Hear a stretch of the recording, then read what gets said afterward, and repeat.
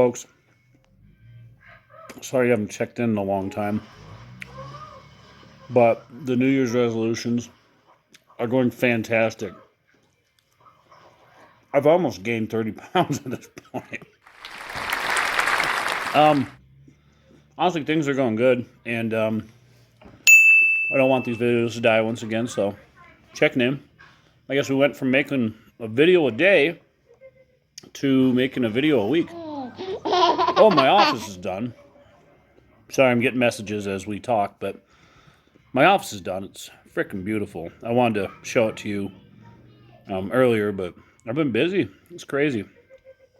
So, as far as the resolutions go, I'd say the one that's looking the best for me is the financial independence. Drinking and stuff, I really feel like I've got a much better grasp on that.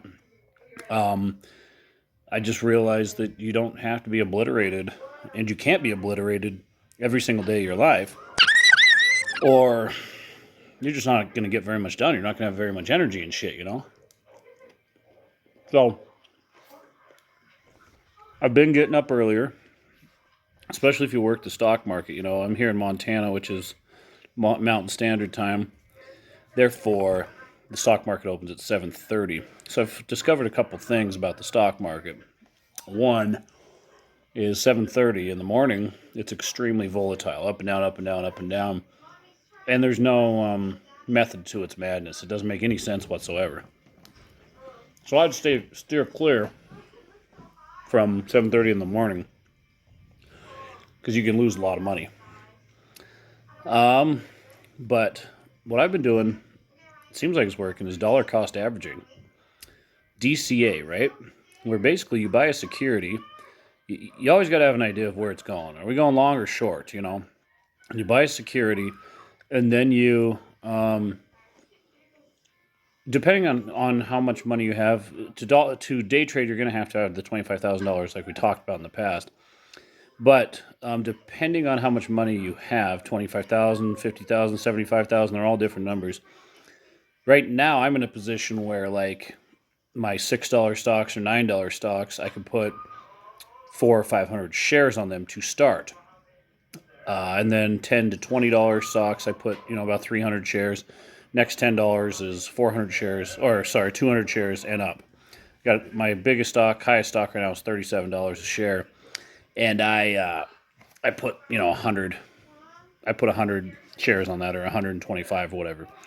But I'm learning that equity is super important, because even day trading, you get stuck in shitty, stupid positions. If you can maintain your equity, you never have to, or it seems like you don't always have to lose. So you start with your 100 shares or your 200 shares or whatever.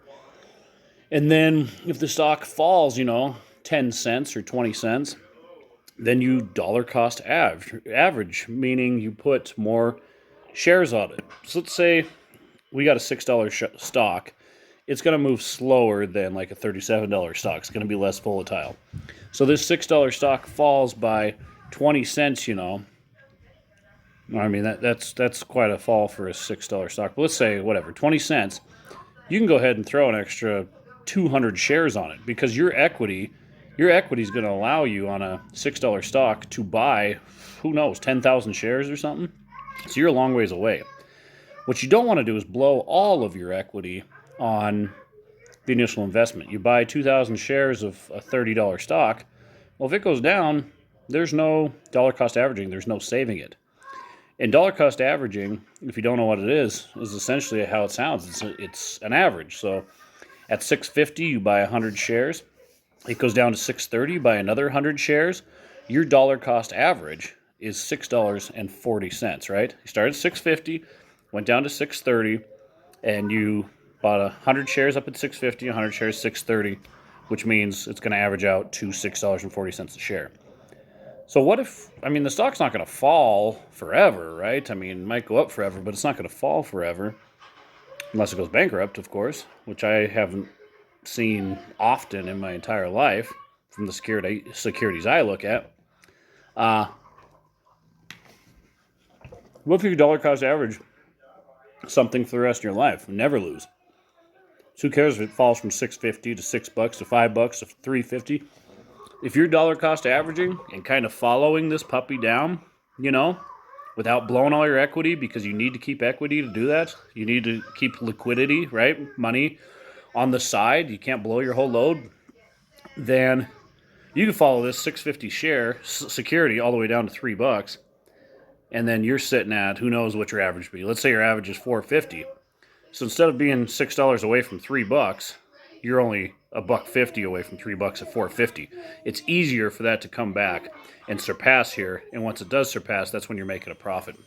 And lastly, I'll say take all profits. When you're day trading, take all profits. I don't care if it's 10 or 20 bucks. I did that this morning. Sometimes you go, no, this thing's going to go up and up and up. You don't know shit. You don't know shit about the market, okay? Take your profits. Just do it.